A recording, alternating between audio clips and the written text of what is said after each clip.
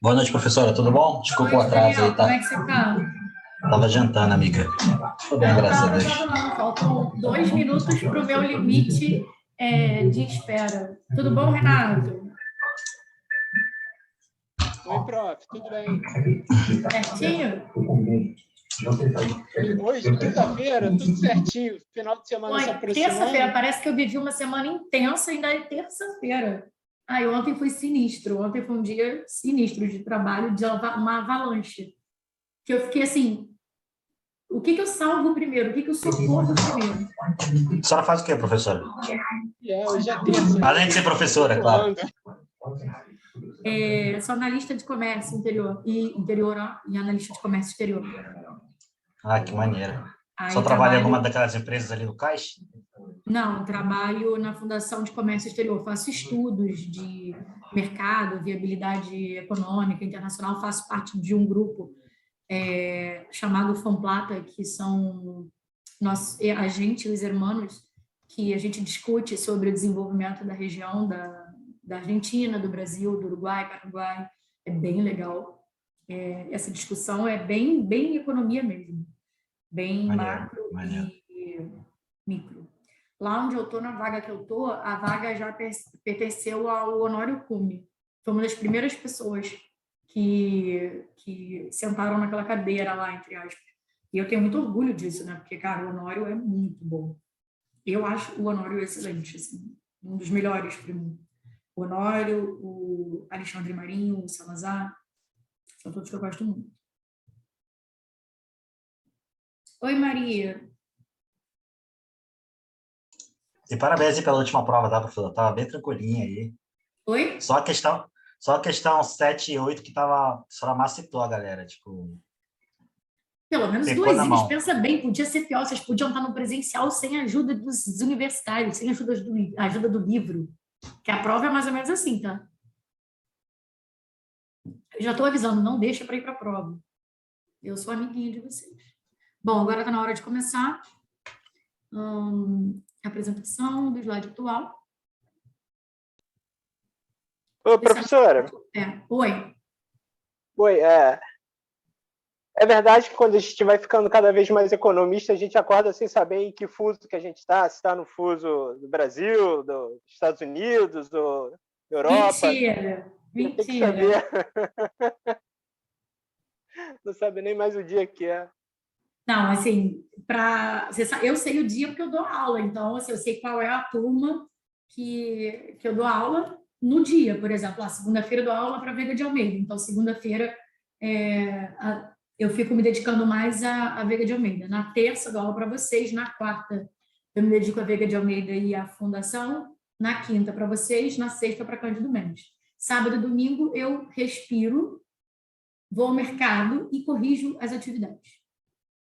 Então, assim, e vou na igreja, que é importante. Então, tá, tô com o tempo todo lotado, não dá nem para ter filho. Porque meus filhos são vocês, entre aspas, no meu coração. Que eu vibro cada vez que um de vocês consegue uma realização profissional. Que é o que eu tenho acesso, né? O que eu posso ajudar vocês, o que eu posso fazer a diferença. Então, vejo vocês como, assim, filhos queridos, porque eu vou ficar e fico feliz com a realização de vocês. Então, não esqueçam de falar para mim por e-mail ou qualquer coisa lá no LinkedIn quando a vida passar, tá bom? A gente vai falar aqui, boa noite para as pessoas que eu não falei, sejam bem-vindos a mais uma aula. Deixa eu ver aqui, boa noite do Alisson. Assim, vídeo, beleza, Cristiano, boa noite. A gente parou nessa parte aqui da aula passada, a gente falou sobre a relação da taxa e dos coeficientes do Banco Central, o quanto que o Banco Central prioriza a inflação constante e baixa, e quanto ele prioriza esse hiato aqui do desemprego natural. Agora a gente vai chegar na parte 2, que é a taxa de inflação ótima. Para tal, eu vou dar um exemplo, um vídeo que eu separei aqui para vocês, do dia 15 de março, sobre a inflação, para a gente dar início a esse tópico, a esse subtópico, na verdade.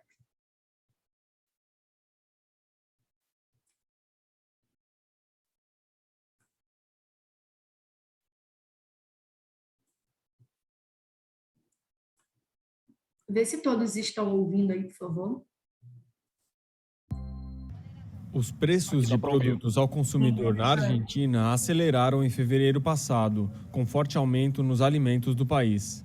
Conforme divulgado pelo Instituto Nacional de Estatísticas e Censos, os preços de produtos na Argentina registraram alta de 52,3% em fevereiro, 1,6 ponto percentual acima da variação registrada em janeiro passado. No segundo mês do ano, os preços ao consumidor cresceram 4,7% em relação a janeiro, a taxa mais alta desde março de 2021 e que soma 4 meses de aceleração do nível de inflação. Em fevereiro, o indicador foi impulsionado pela forte alta dos preços de alimentos e bebidas, 7,5% em relação a janeiro e 55,8% na comparação anual, elevando o custo da cesta básica. O presidente argentino Alberto Fernandes disse nesta terça-feira que seu governo adotaria medidas diante da escalada local de preços, em um contexto global de fortes altas nos valores das matérias-primas desde a invasão russa na Ucrânia. Fernandes declarou guerra à inflação e disse que vai acabar com os especuladores e colocar as coisas em ordem. No domingo passado, o governo paralisou temporariamente as exportações de farelo de soja e óleo, e o setor agroalimentar teme um iminente aumento das tarifas de exportação desses produtos.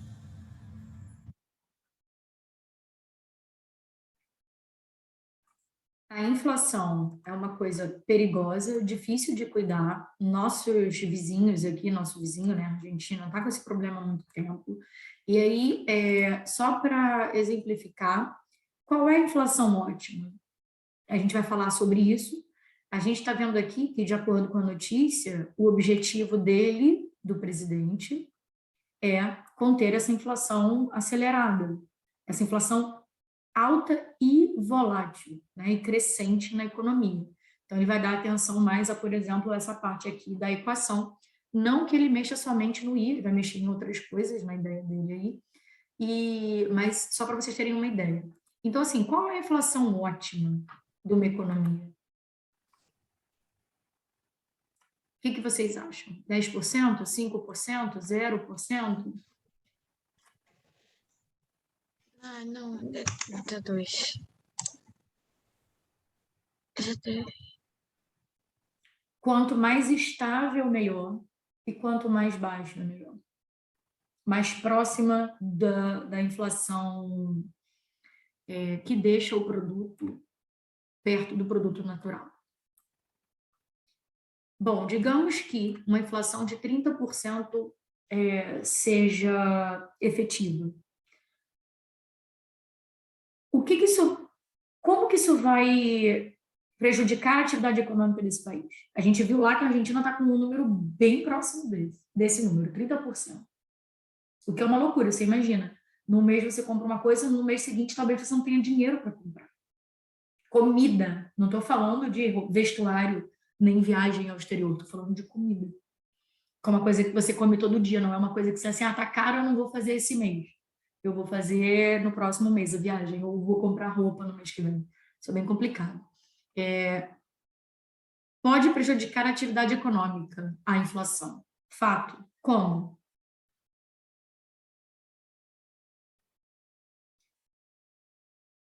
Nós, economistas, a gente identifica 4 principais custos dessa inflação para a sociedade. Primeiro é o custo de sola de sapato. Não sei se vocês já ouviram falar, a gente vai falar sobre ela agora. Segundo, distorções tributárias. Terceiro, ilusão monetária e variabilidade da inflação. Essas são os 4 principais pontos destacados sobre o custo para a economia, o custo para a sociedade da inflação. A gente vai ver cada um deles aqui agora. Primeiro, então, é o custo de sola de sapato. Como o próprio nome diz, e o nome é bem estranho, né? Que você fala assim, caramba, como assim custo da sola de sapato? A questão aqui é o seguinte, se você guarda o dinheiro em casa, você vai gastando e não gastando esse dinheiro, vivendo a sua vida. Você só pode fazer isso se você tiver a inflação baixa.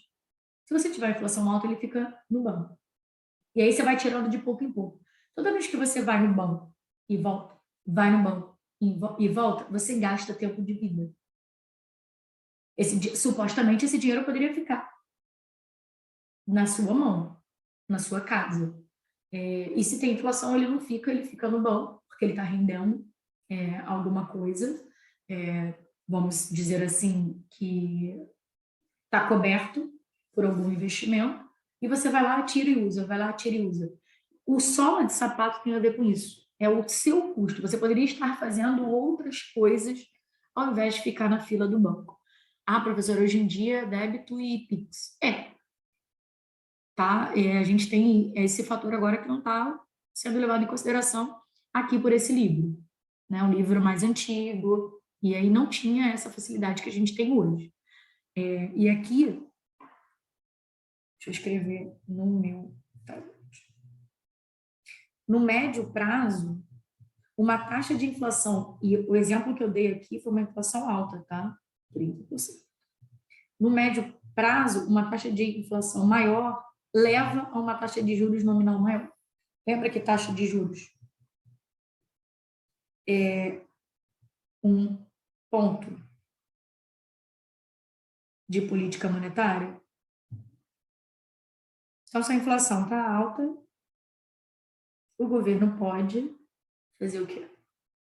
Subir a taxa de juros para conter gasto. E aí, se você deixa o dinheiro no banco, ele rende. Por isso, o custo de oportunidade. Quando você tem uma inflação maior, você tem o custo de oportunidade de reter a moeda. Porque você vai deixar de ganhar a taxa de juros se você deixar no banco. Beleza? Posso seguir, pessoal? Consequentemente, as pessoas reduzem seus saldos monetários indo mais vezes no banco. Ou seja, aqui saldo monetário é o valor do dinheiro em mãos. Hoje em dia, quem anda com dinheiro na mão?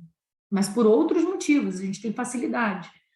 Por exemplo, estou cansada de chegar aqui em casa e pensar, caramba, pedi comida, mas eu não tenho nem dinheiro para dar uma gorjeta. Porque a gente não anda mais. Tirar dinheiro tem um custo para a gente, que aí é o banco. E ainda tem o custo do Rio de Janeiro. O custo do RJ, que é o custo de você ser assaltado na beira do banco. Então, assim, estou mentindo? Esse é o custo do RJ. Você tem que entrar no banco com muito cuidado, com sagacidade, e sem olhar para o lado, sem olhar para o lado, olhando para o lado, bem atento, para ver se não tem ninguém te vigiando. Então, isso é um custo. A gente acaba pensando, depois eu tiro, ou, vou tirar no shopping, vou tirar em outro lugar que tem mais segurança. A gente acaba postergando aqui por conta de outros motivos, não só por causa da inflação. Mas aqui o custo só de sapato é essa questão. É o custo de oportunidade de deixar o dinheiro lá ou de tirar o dinheiro. Posso passar? Beleza, obrigada, menina. Professora, essa ideia. entendo. Oi, Maria. Tá, eu não entendi muito bem, porque eu não entendi a relação entre deixar, né, ali no banco por conta dos juros e tirar o dinheiro, tipo, reduzir o saldo monetário. Entendi. Eu vou fazer um exemplo, é mais fácil para a gente entender. Que assim como você, outras pessoas também ficaram na dúvida e a gente pode melhorar. Imagina que... Ai, peraí só um pouquinho que zoou aqui. Foi. Imagina que você tem R$2.000. Peraí que tá zoado. R$2.000. E aí você tem duas opções. Você pode sacar esses R$2.000 e deixar na sua casa. A outra opção é deixar no banco. Aí no banco, rendendo alguma coisa. Por exemplo.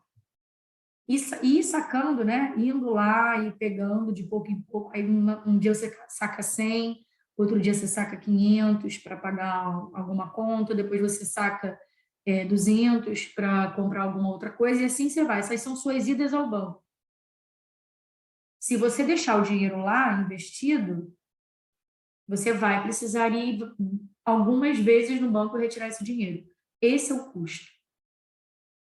Se você deixar os R$2.000 dentro de casa, você não vai ter que ir ao banco. Mas, contudo, todavia, se a gente tem uma inflação alta, o que acontece com esse dinheiro ao longo do tempo? Perde poder de compra.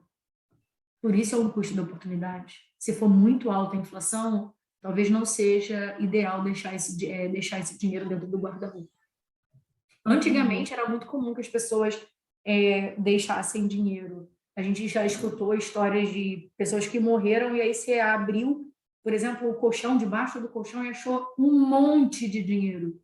Inclusive dinheiro velho, que a pessoa, a senhorinha ou o senhorzinho não sabia que tinha trocado a moeda ou não tinha se tocado. Então, isso era mais comum no passado. Outra coisa, hoje em dia, conta corrente e conta poupança estão praticamente juntos. Então, você, deixando o dinheiro na conta corrente, você também tem recebimentos. Não é isso? No banco de vocês também tem isso. Que é um pouco diferente da época passada. Tanto que a poupança é muito famosa. Vamos deixar o dinheiro na poupança rendendo. É porque antigamente era muito mais comum deixar o dinheiro na poupança, tá? Não tinha essa facilidade que a gente tem hoje de conta corrente. Geral tem conta corrente. Ligando aqui, que agora você te calou e eu fico aqui o dia inteiro ligando e desligando cada energia que tá cara. Muito caro. Mas faz parte do jogo, faz parte da vida. No próximo semestre eu estarei lá gastando energia da UERJ, né? E vendo vocês pessoalmente. Falta muito pouco para a gente voltar nessa nova realidade. Ok, Maria? Joinha? Sim, entendi. Obrigada, professora.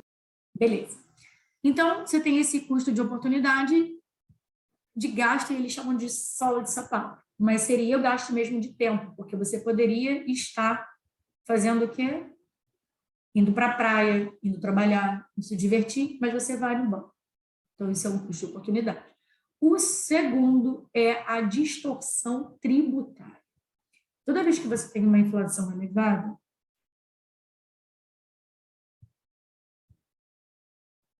você tem um problema de tributação.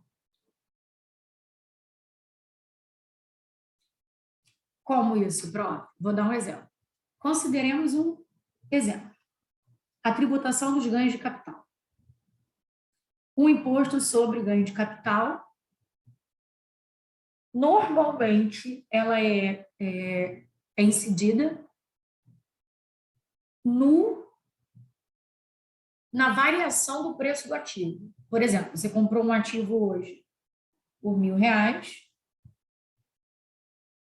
e vai vender ele lá no futuro por R$3.000. A sua tributação vai ser nesse valor de rendimento, correto? Nesse caso aqui, esse seu ativo rendeu R$2.000. É um exemplo bem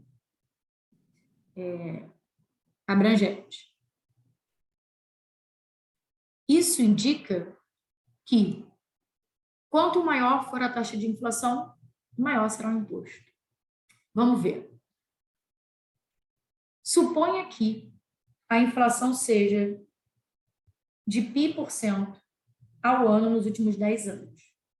Você comprou uma casa, tá? No valor de $50.000. Dólares, por quê? Porque esse livro é americano, tá, povo? Só lembrando, é só uma tradução para o português. Não foi um brasileiro que escreveu. Aí, você comprou sua casa no ano 1 por $50.000. E decide, depois de 10 anos, vender esse imóvel. Bom, você comprou por 50 e vai vender por quanto? 50 vezes 1 mais a inflação multiplicado por 10. 10 aqui é o prazo, 10 anos. Na real, você vai vender, depois de 10 anos, praticamente pelo preço que você comprou, com relação ao poder de compra. Concorda comigo? O que 50 mil dólares compra hoje? E daqui a 10 anos? Para manter o poder de compra em 10 anos, se a inflação for PI. É exatamente esse valor. 50, que multiplica 1 mais π vezes 10. E aí isso vai dar um valor maior do que 50 mil, porque está multiplicando por uma taxa. E aí, na real, o que aconteceu? Se o imposto, tá, sobre os ganhos de capital for de 30%, a alíquota efetiva sobre as vendas de sua casa será igual a essa conta, que é a razão entre o imposto que você paga e o preço no qual você vende sua casa. Deste modo, você tirou do seu poder de compra o imposto que você pagou. Porque no poder de compra, na real, você continua vendendo a sua casa pelo mesmo valor, depois de 10 anos. Visto que você está vendendo sua casa pelo mesmo preço real que você comprou, seu ganho de capital real vai ser igual a zero. Só que o nominal não é. E aí você paga imposto em cima de quê? Do nominal. Isso é um problema. Se a inflação for de 0,01 por ano, ok, né? 0,02, 0,05 e agora 10%. E 30%. Quando você vai vender o seu ativo, que aí a casa, no caso, você tem que pagar o imposto sobre o ganho nominal. Tá? Então, isso a gente chama de distorção tributária. Na realidade, se a inflação for igual a zero, ou seja, não houve inflação, a alíquota do imposto efetivo é igual a zero. Né? Na conta lá, 50 mil que multiplica 1 mais π. Se isso aqui for zero, você não teve inflação. E você não teve ganho de poder de compra, nem perda de poder de compra. Então, supostamente, você não pagaria imposto.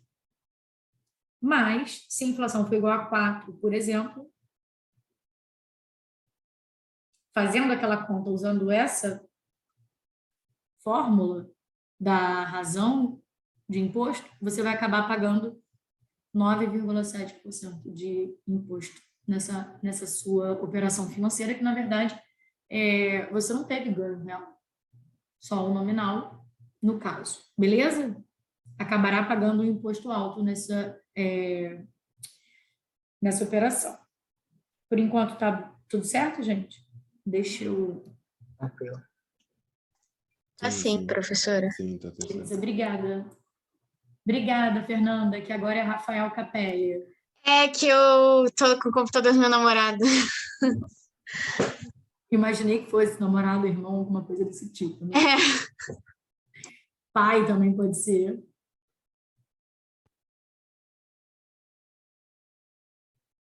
No terceiro lugar, voltando aqui para o nosso custo dessa inflação, o custo para a sociedade, é a ilusão monetária.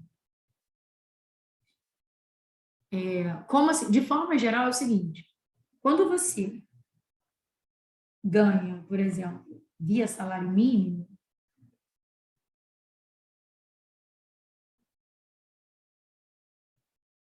você tem um reajuste, tá? E o reajuste está de acordo com a inflação do ano anterior. Então, em 2022, a gente vai levar em consideração a inflação de 2021 e ajustar o salário mínimo. E aí vai subir um pouquinho. Algumas pessoas acham que o quê? Que ganham mais. Só que, na verdade, nós sabemos o quê? Que não ganha, né? Você tem aquela falsa ilusão de que você está ganhando mais. Exatamente, essa é a ilusão monetária. E é um problema para a sociedade. Como é que você vai explicar isso para pessoas? Nem todo mundo tem a facilidade que a gente tem de entender isso. Que aquilo não é um aumento real, e sim um aumento nominal por conta da inflação. A gente está falando aqui, tá, gente, da inflação em torno de 5. Aí você imagina uma inflação em torno de 30. O salário da pessoa de um ano para o outro vai aumentar em torno de 30%. Aí ela, nossa, que bom, tive um aumento. Só que, na verdade, não teve um aumento real. Ou seja, não teve aumento do poder de compra. Isso se chama ilusão monetária. O Por terceiro isso que as custo. autarquias, Oi, Alisson? por isso que as autarquias financeiras estão entrando em greve, né? A CVM está ameaçando entrar em greve, o Banco Central também, os técnicos, Porque os eles estão falando funcionários que não não está têm tendo correção, reajuste. poder real de compra. O Porque Estado... o quê? Não tá tendo reajuste ou tá tendo Não, reajuste? não Eu tá não tendo. escutei.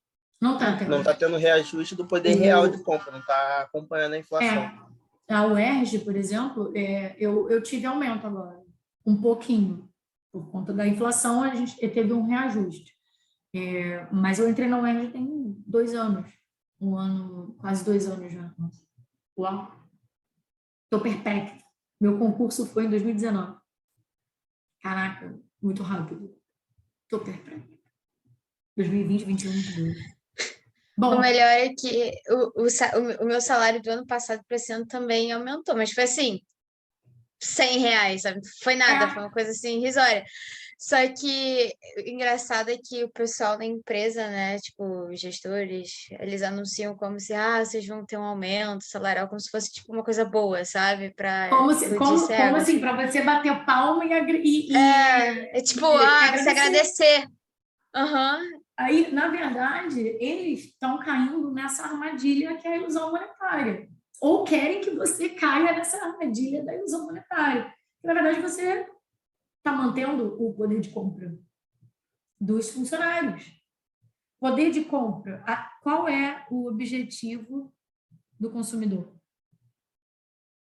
Lá em micro. Comprar. Maximizar o quê? A utilidade. Utilidade, tipo. Isso não está certo, é isso, é comprar no final das contas. Vou chegar nesse ponto, Fê. Então, o objetivo é maximizar a função de utilidade dos bens com uma restrição. Qual é a restrição? Orçamentário. Salário, esse RO. E qual é o objetivo do consumidor? É maximizar consumo. Para consumir, você precisa de quê?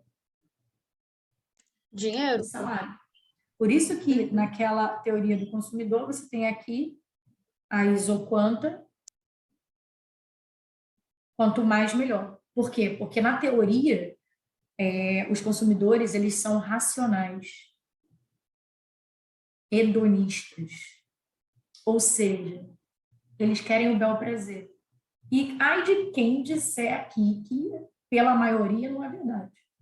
Claro, tem gente que não é. Você vai explicar uma pessoa que pega a própria vida e se coloca num convento para o resto dela. Essa pessoa não segue essa regra aqui, padrão da sociedade. Né? Isso aqui é uma regra padrão para a maioria, não para a minoria. Existem os pontos fora da curva, existe.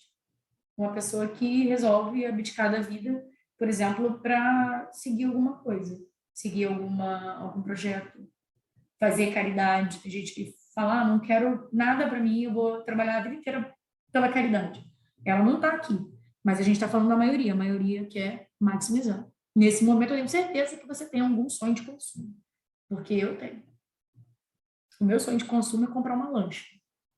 Já falei para vocês. Ir lá para Marina da Glória, fazer um pagode, tá? Com churrasco e botar raiva naquele povo rico, porque eu ia ser muito escroto. Eu ia botar um pagode, eles não gostam de pagode, rico não gosta de pagode nem churrasco, eu ia fazer o quê? Então vamos combinar, professora. Você compra uma lancha, eu compro uma cobertura no Leblon e a gente passa todos os finais de semana. Um na lancha, um na cobertura. Aí a gente faz o quê? É mandado embora, né? Da Marina da Glória e do Leblon. condomínio lá do Leblon. Cara, você imagina, quando aquele povo do Leblon sentir cheiro de churrasco.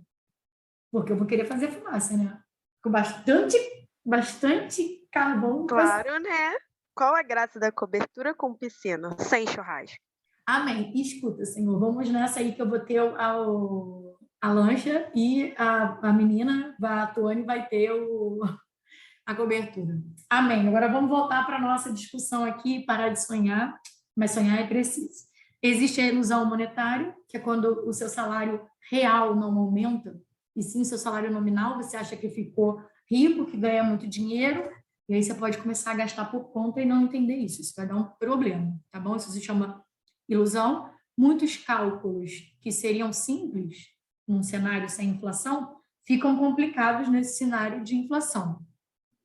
Quando as pessoas comparam a sua renda com a renda do ano anterior, por exemplo, elas acham que podem comprar mais, porque a renda nominal no contra-cheque é maior.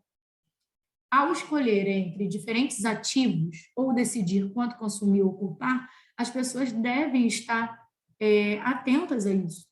Não atentas somente à inflação, mas à taxa de juros.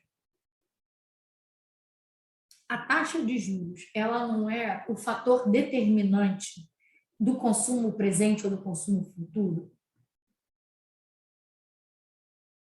Isso é macro 3, mas você já deve ter visto em introdução a macro. Qual é o custo de oportunidade de consumir R$ 1.000 agora ou consumir 1.300 em 2023? O que é melhor? Depende. Depende da taxa de juros. Depende da inflação. Né? Aqui, por exemplo, rendeu 30%. Se a inflação for maior que 30%, melhor gastar tudo. Né? Beleza? Então, tem que levar em consideração essas variáveis aqui. Gente, levando tudo isso aqui em consideração, vocês acham fácil decidir? Você imagina a minha mãe, que é uma senhorinha lá muito doida, igualzinha a mim, coitada. Não tem um parafuso na cabeça certo. Ela não tem essa ciência e consciência de tudo isso aqui. Você imagina, ela e zilhões de pessoas no mundo. Tá? Isso aqui é um privilégio, saber isso aqui. E isso pode mudar a vida da pessoa. No caso, pode mudar a minha vida, como mudou, pode mudar a vida da minha mãe, porque agora eu tenho consciência. Consciência quer dizer consciência, com conhecimento. E aí eu posso ajudar minha mãe a tomar melhores decisões, assim como você. Beleza? A evidência informal sugere que muitas pessoas elas falham nesse campo. Tá? Economistas e psicólogos reuniram uma evidência mais formal, sugerindo que a inflação frequente leva pessoas e empresas a tomar decisões incorretas, porque não leva em consideração essas coisas e variáveis que a gente falou aqui. Se esse é o caso, a solução simples seria não ter inflação. Por isso que a inflação é um problema para o bem-estar da economia, dos agentes econômicos.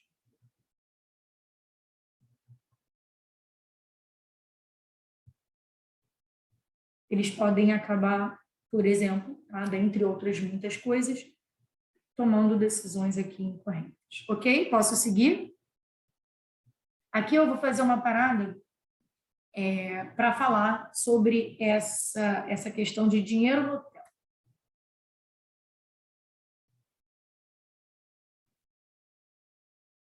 Como você sabe essa questão de custo de oportunidade. Do que é caro, por exemplo, do preço de um determinado bem hoje e um preço daqui a um ano. É complicado isso. Não é tão fácil. Pode ser fácil para a gente, não é tão fácil acompanhar esse preço, ter essa ciência. Existe um índice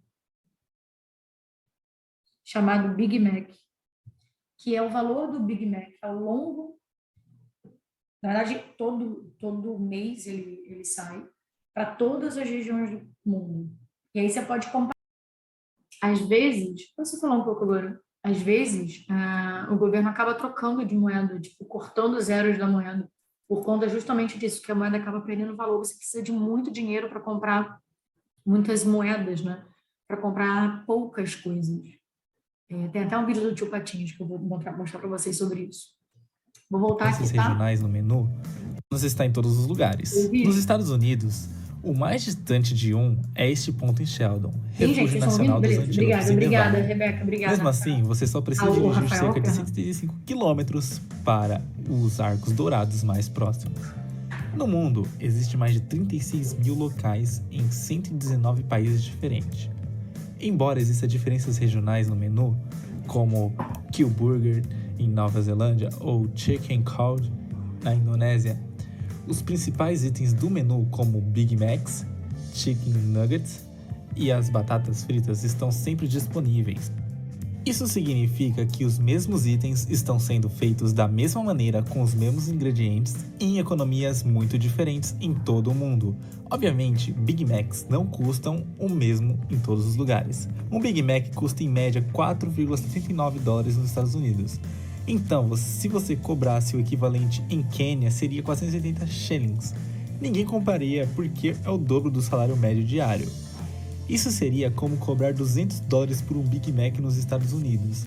É por isso que o McDonald's define o preço local dos hambúrgueres com base em vários fatores como custo de mão de obra, aluguel, custo de ingredientes e níveis de renda locais. Então vamos lá. Nos Estados Unidos, o preço médio de um Big Mac em todos os mercados é de 4,79. Na Suécia, o custo de um Big Mac é de 44 coroas. Uma coroa é equivalente a $5,13. Isso significa que nos Estados Unidos você pode obter 20,8% de um Big Mac por $1, enquanto na Suécia você só pode ter 19,5% deste hambúrguer. Então temos o Big Mac. O poder de compra do dólar americano é maior. Você ganha mais dinheiro por seu dinheiro. Isso também significa que a coroa sueca está supervalorizada em termos de taxa de câmbio. 6,1% pelo menos, de acordo com o Big Mac Index. A revista The Economy Magazine criou um índice em 1986 com uma maneira informal de comparar o poder de uma moeda. Então, agora vamos olhar os números. Na Venezuela, o custo de um Big Mac é equivalente a 66 centavos de dólar, que é o Big Mac mais barato em termos de dólares do mundo. Isso deve ser grande parte por causa da desvalorização, cambiais e a alta inflação no país. É possível que o custo do Big Mac venezuelano suba em breve. Isso significa que o custo de um Big Mac americano pode comprar 7 Big Macs venezuelanos. Depois da Venezuela, os países com Big Macs mais baratos são Rússia, Ucrânia, África do Sul e Malásia. Para outro lado do espectro, os 5 maiores Big Macs mais caros vêm da Suíça, Suécia, Noruega, Estados Unidos e depois Dinamarca. É isso mesmo, os Estados Unidos abrigam o 4º Big Mac mais caro do mundo. O que também é interessante é observar quanto tempo leva os indivíduos a ganhar dinheiro suficiente para comprar um Big Mac nas cidades ao redor do mundo. Em Nairobi, no Quênia, um trabalhador médio teria que acumular 173 minutos no relógio para pagar por um Big Mac. Compare isso com um trabalhador em Hong Kong, onde só teria que trabalhar 8,7 minutos por um hambúrguer. O mais rápido pode ganhar um hambúrguer nos Estados Unidos, em Miami, onde o indivíduo só teria que trabalhar 10,7 minutos para pagar por um Big Mac. Agora, esse índice não é perfeito. Embora os custos dos ingredientes sejam bastante semelhantes em todos os países, uma vez que os ingredientes são mantidos no mesmo padrão, o índice não explica as grandes diferenças de mão de obra e custo da terra. Um hambúrguer vai custar menos para fazer na Índia, porque o McDonald's não precisa pagar tanto para um funcionário e espaço de varejo. No entanto, esse índice é uma ótima maneira de ensinar alguma economia básica de uma forma saborosa. Espero que tenha gostado e esse foi mais. Então, a gente tem... Deixa eu botar aqui o outro vídeo, que outro vídeo eu não tenho salvo. Esse aqui. A gente tem como avaliar o poder de compra do país ao longo do tempo, usando esse índice. É perfeito? Não é perfeito. Ele vai mostrar um pouco da inflação no país, um pouco do custo de vida. E a gente pode comparar com países diferentes. Esse vídeo aqui é muito grande, eu só vou mostrar o iniciozinho e depois o final dele para vocês, mas eu mando o link. Deixa eu botar aqui.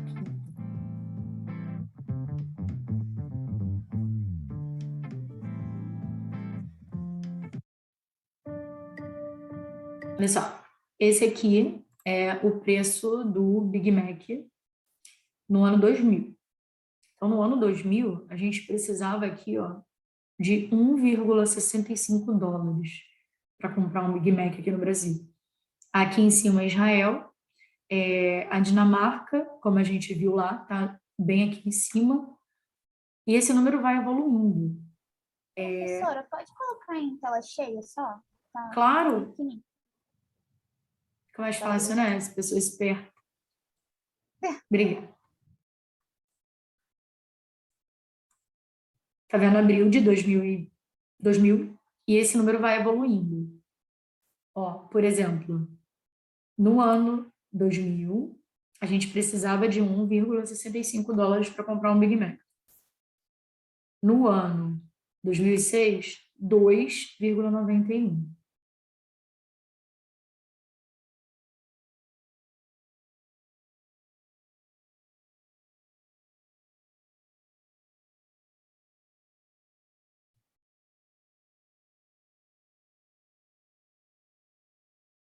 Em 2009 foi um ano bem complicado por conta da crise. A gente precisava de 4,39 dólares para comprar um Big Mac.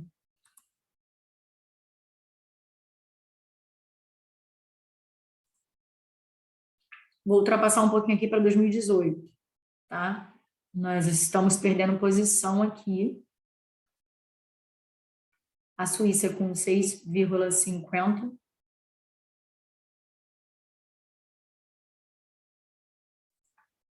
Em 2021, no meio de 2021, a gente tem o Brasil aqui com 4,40.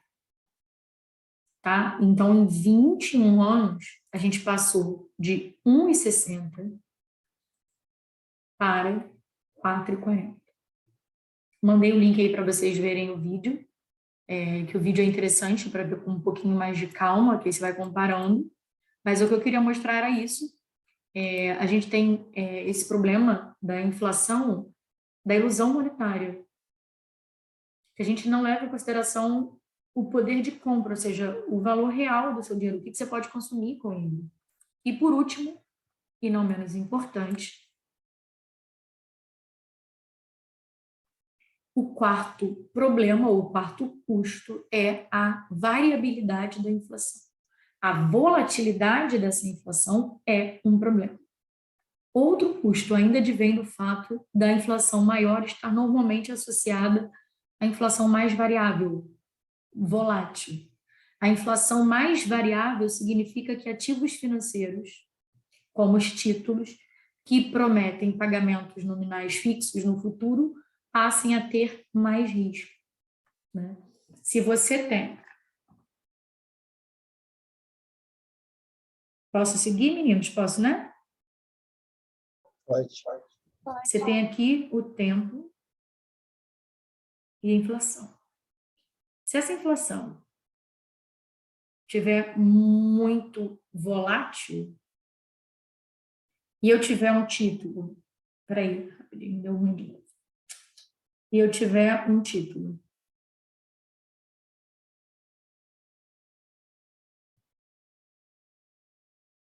com valor fixo, no futuro, por exemplo, aqui eu tenho 2 anos, e um título com valor fixo, que vai ter uma rentabilidade fixa em 2 anos,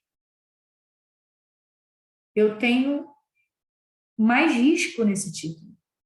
Por quê? Porque eu não sei como vai estar a inflação, né? Porque ela é muito volátil. Agora, se eu tenho uma economia que em 2 anos a inflação ficou assim, ó,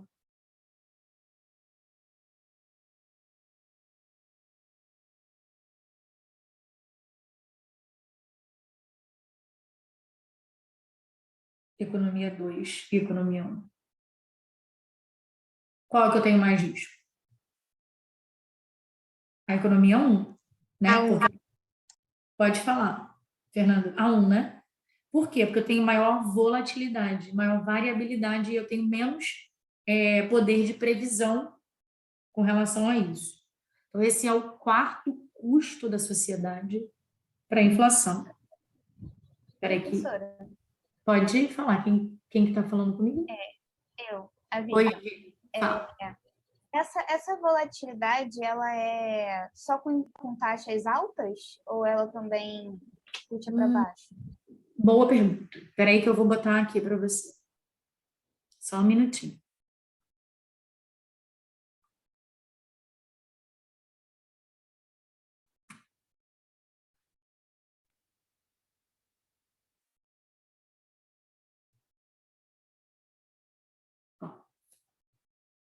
Vamos lá.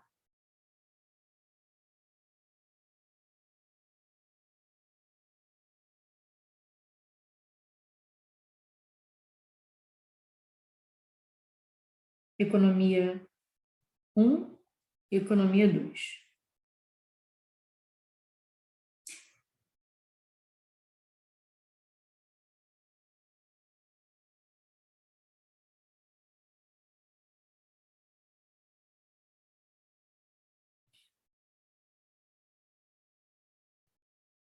%. E aqui, 0,5%.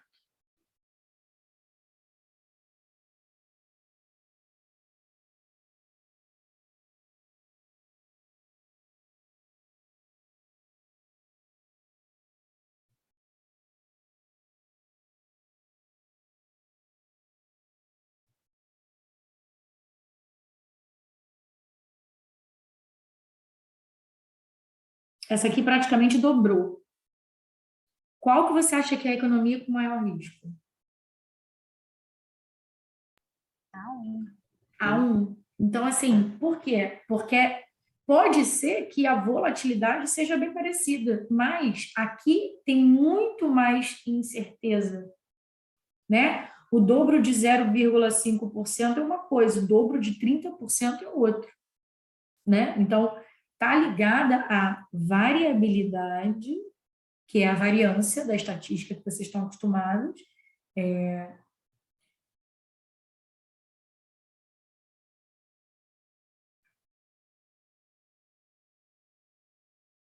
O ponto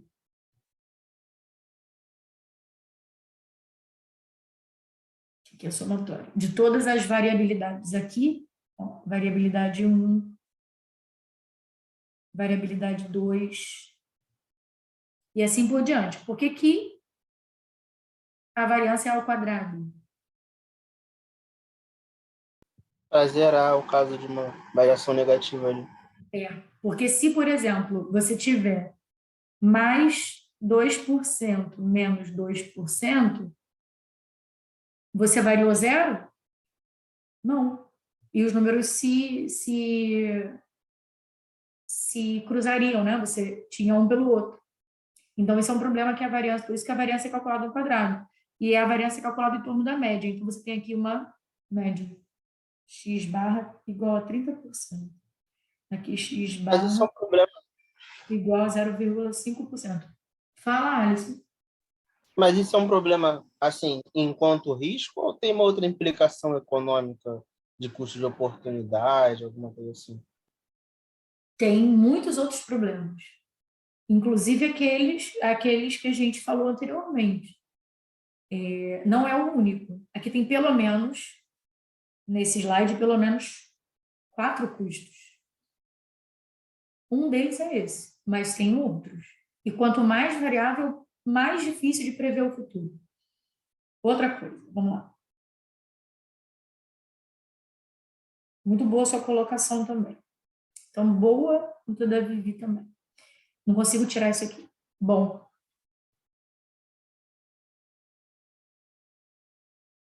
Não consigo fazer igual, tá, gente? Meu, bem parecido.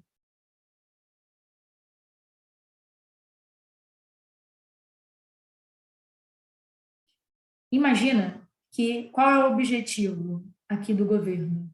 Seria o bem-estar social, né? Crescimento da economia, queda na inflação constante, não só baixa, mas constante. E aí o governo faz, por exemplo, política monetária, política fiscal, política de renda. Imagina o quanto é difícil para o governo fazer política nesse salseiro aqui, né? Lembra que a gente falou na aula passada dos juros? Que ele vai o quê? De pouco em pouco? Por quê? Porque ele vai avaliando a inflação. Agora, você imagina esse salseiro aqui, que é mais difícil, né? Então, considero... Eu estou lembrando, né, professora? Eu não sei, acho que nos anos 80, né? Aqui no Brasil era meio assim. Uhum. E como resolve isso? Ah, boa. É a mesma pergunta que alguém fez para mim que eu não sei ali. Né? Bom, o que aconteceu em 94? Plano real. Plano real. Ah, tá. Chama a Zélia Cardoso. Aí é 92. Ó, em 94, você teve uma ruptura de um processo muito ruim que nós vivemos. O que eles fizeram? Isso vocês veem que em FEB? Não lembro, gente. Em qual matéria que se vê isso? É FEB? FEB não chega. Economia Brasileira Contemporânea. Quem está dando? Rodrigo. Não conheço ele. A gente não chegou ainda lá, não. A gente está ainda no período militar. Tá. Então, no 94, isso vocês vão aprender e vão esquecer e vão aprender e reaprender de novo. Faz parte da vida. Tá? É muito detalhezinho e algumas coisas vão ficar marcadas, outras não. Mas você precisava de muitos cruzeiros para comprar 1 litro de leite, por exemplo, ou um pão. Muitas moedas, muitas notas. E aí eles começaram ao longo do tempo e aumentando os zeros nas notas. Aí pararam com isso e começaram a carimbar, porque estava muito caro para imprimir o dinheiro novamente. Então estava se pagando muitas moedas, né, entre aspas, pela comida, pelas coisas, né, pelos bens. Então você transformou o cruzeiro em cruzado, cruzado novo, nananã, e até o real, que chegou 1 para 1. No início era R$1 por $1, igualou aqui, então, e os preços foram se adequando, né, fazendo aquela transformação, que eu não me recordo já qual era o RV no momento da troca, que era tipo um câmbio, e a economia partiu daqui. E aí você meio que estabilizou aqueles zeros da moeda. Que alguém me fez a pergunta assim, mas e se isso acontece sempre? No final das contas, o que vai acontecer? O que vai acontecer é que você vai ter uma moeda que precisa de muitas moedas para comprar os bens. E aí tem algumas soluções. Uma das soluções foi essa aqui, que a gente tomou, e fomos bem. Sim, foi uma salvação para essa economia. que aí você tem uma economia mais estabilizada, menos moedas em si, né, a própria moeda para comprar as coisas, e você teve controle, um controle melhor da inflação e do câmbio. Então foi bom, é isso que acontece. E por que a Argentina não faz isso? A Argentina tem comprando outros dólar, tá, mano? problemas, tá? Ah, tá. Porque não é só a inflação. O problema, primeiro, a Argentina tem câmbio paralelo. Eles têm escassez de dólar também, né? Tá? O que é esse paralelo? O paralelo é o seguinte: se você for hoje em Buenos Aires, com reais, você consegue, no meio da rua, trocar. Aqui não. Aqui você não pode pagar nada em dólar. Tá? Você tem que passar por uma casa de câmbio, e na casa de câmbio você tem que dar um monte de dados, fazer tudo direitinho, não, o governo vai saber. Lá não. Lá tem o câmbio paralelo, isso é um grande problema. Não tem reservas em dólar, porque quando você tem reservas em dólar, você lembra do câmbio? Que é também demanda e oferta